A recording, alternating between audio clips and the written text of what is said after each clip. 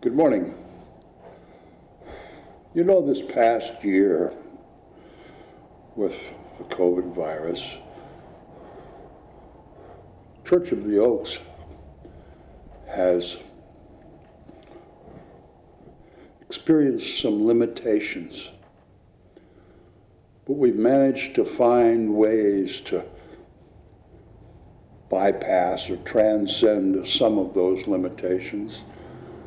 I'm so pleased that our Wednesday evening discussion group has transformed itself into a Wednesday evening email that sends out every week something to think about and consider, kick around. And we have our Friday morning email called Our Inquiring Minds, and it does much the same thing. Gives you something to think about.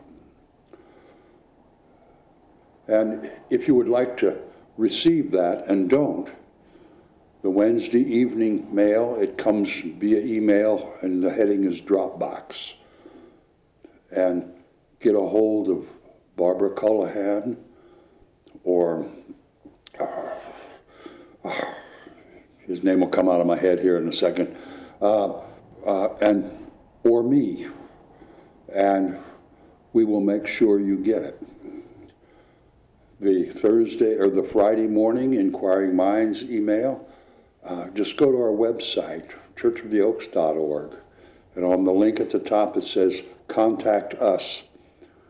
Click on that and you'll see a banner that says subscribe somewhere on that page. Click on that and that'll tell you how to do that. Lincoln Beals, that's the name that wouldn't come out of my head for a minute.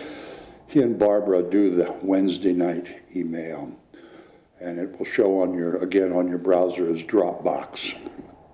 And if you subscribe to either one of those, you won't get advertisements, you won't get a bunch of notices. All you'll get are those two short articles offering you something to consider that we feel that is of value. Another thing, that limitation that we found ourselves in, was we can't have physical regular church. So every Sunday by 11 a.m. you have on YouTube/Church of the Oaks, and our message every Sunday is there. Lincoln and Barbara talked about, in this week's email, they talked about a teaching of Ernest Holmes. It kind of sums up to, you are as you think. You create your life as you think. And that parallels a book that was written by, I think it was James Anderson, over 100 years ago, called As a Man Thinketh. And thanks to thousands of women like Gloria Steinem and thousands of more, too many to mention, that it is now generally accepted throughout the world that women can thinketh too. But both of these messages, the point of it is the state of your life is a mirror image of the state of your mind. Your life is what you think it to be. Our Inquiring Minds email this week, Vivian wrote some profound words about conscious evolution. And I hope both of you read those. And I'd like to expand a little bit on both of those.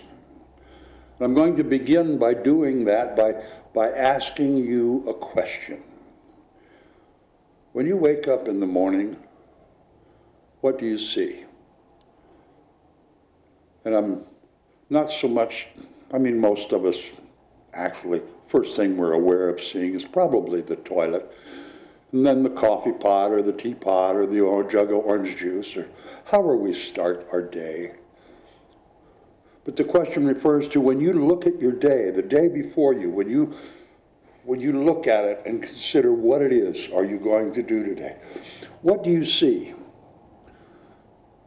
Do you see opportunity?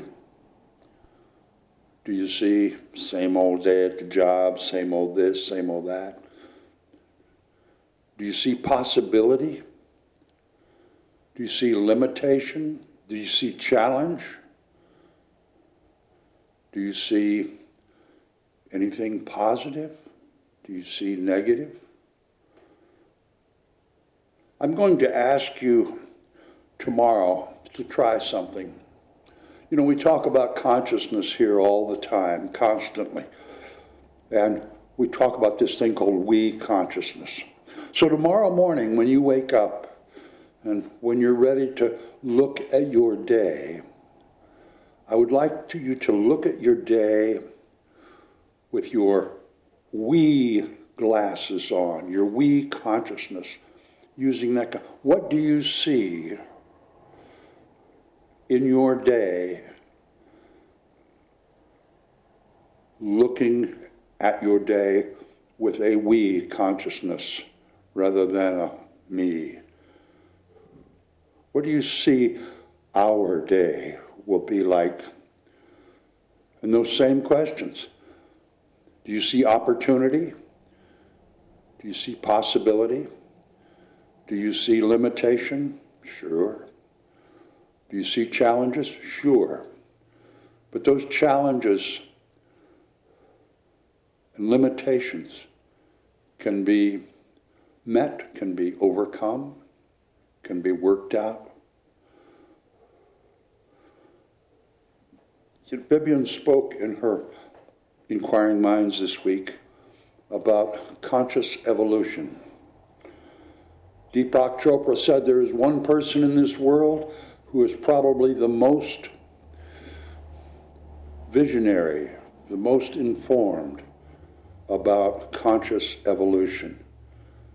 And that person passed away a couple years ago. Her name was Barbara Marx Hubbard. And I'm sure most of you are aware of her, have heard of her.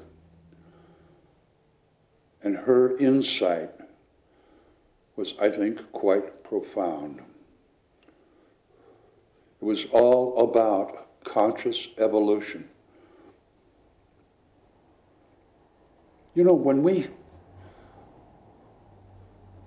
we stop and think about the evolution of man, it all kind of blurs.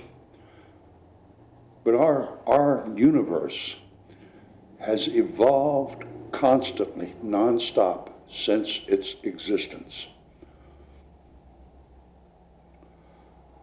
Here lately we've had huge levels of evolution in perhaps what we could call science and technology. And this technology is just mind-boggling to me, and science. I have become aware, and I hope that you have as well, that my body, this person, this being that I am, has within it over 1 trillion cells or molecules. I don't really know the difference. I'm sure there is a difference. We also have billions of microorganisms in our body, individually.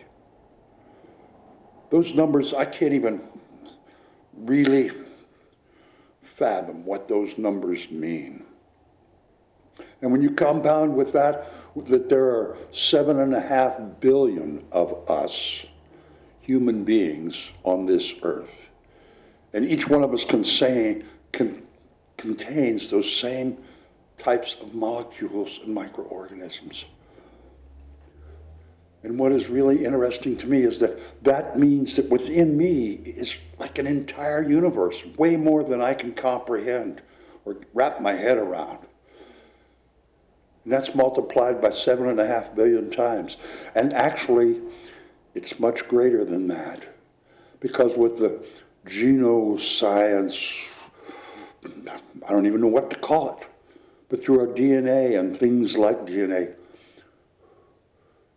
in me right now are molecules, cells, that were in the first human beings that walked the face of the earth, my ancestors, your ancestors. We also contain those cells, or whatever they are, in our DNA of every one of our ancestors. For, I don't know, 1,000,000 years, 1.5 million years, 6 million years, I don't know how long have humans been here. I don't know what that number is, but I know it's longer than I can visualize or put in some kind of retrospect in my thinking. But every one of my ancestors is alive within me. This universe is far greater than I think any human mind can comprehend. And we are evolving. We have constantly been evolving since we were, and that will continue. And if we can be aware of that, Barbara Marx Hubbard said, it's time, once we have that awareness, once we are consciously aware of this evolution that's taking place, perhaps we might do a little less procreating and do a whole lot more co-creating. And every day, if you ask your question, what do you see? There are infinite opportunities and possibilities for each one of us. And it all is based on how we think. What is the consciousness you're using as we take a look at this day? You know, I look at, this is Women's History Month, and I look at women like Barbara Marx Hubbard, so insightful. For 50 years, she carried that flag of conscious evolution.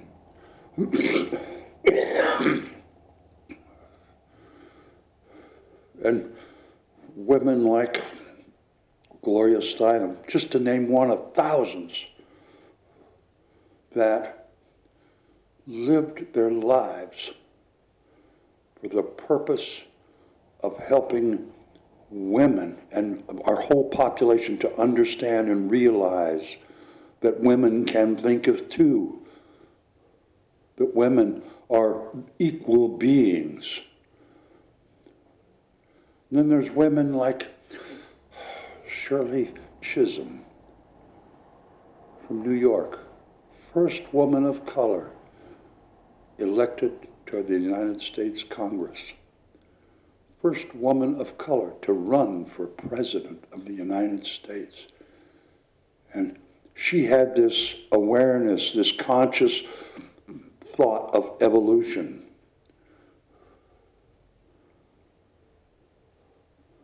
People like Dolores Huerta. If it weren't for her, we wouldn't remember the name Cesar Chavez. She co-founded that whole movement with him. And had it not been for her, the strides that were made would not have been made. Every single one of us is part of this life on earth. And that life, in every form, is constantly evolving. And I hope each of us can do a little thought and belief searching and consider what opportunities do we have to co-create this ongoing evolution. We don't have an Equal Rights Amendment right now, but we will, I'm sure of it. Maybe not in the time frame we'd like to see everything happen. We humans have been evolving for maybe 1 million years or 6 million years, long time, very long time. And that's not about to cease.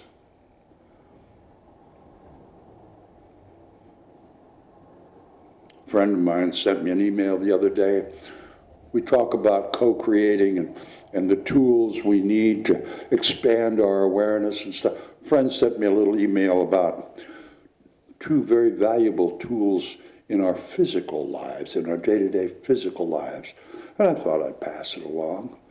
And there are 2 tools that everybody can use. Men, women, makes no difference, your level of skill as far as mechanics. But for those things that move, that shouldn't move, there's duct tape. And for the things that don't move, that should, there's WD-40. Just thought I'd pass that along.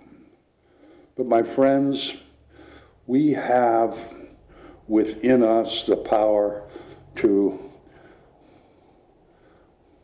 take advantage of the opportunities, to co-create the possibilities that exist for a thriving evolution of life on this planet. Every one of us. We can think, we can do, we can suggest, we can learn, we can expand our awareness and become a co-creator in conscious evolution. I can't think of anything more exciting.